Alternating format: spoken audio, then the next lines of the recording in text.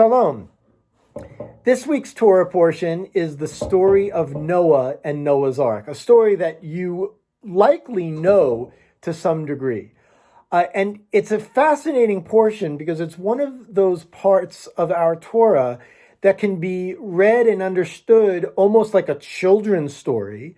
But also, as an adult, it creates some really powerful and interesting theological questions, and also questions about our relationship and responsibility for one another.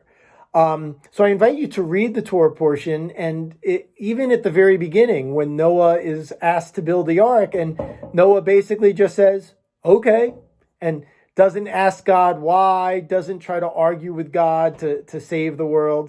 But that's for a different video series.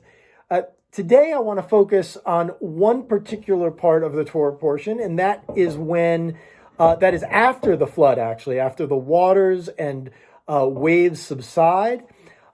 God says to Noah that I will never again destroy the world because of humanity's selfishness and cruelty. And of course, this is why God decides to destroy the world in the first place.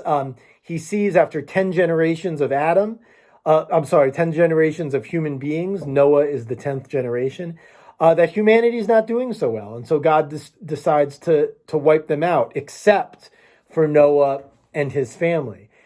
And now God almost seems perhaps to regret that decision and says that God will no longer do that. And thankfully, God has kept that promise. But what's interesting to me is this notion or this possibility that God can perhaps experience regret, but also more powerfully and more importantly, that God can learn from God's own experience. And as our last Torah portion, the first Torah portion, teaches us, we are created in the image of God. And so if God isn't perfect and can regret actions and, more importantly, change positively from those actions, then certainly as human beings, so can we. And that is why this Torah portion matters.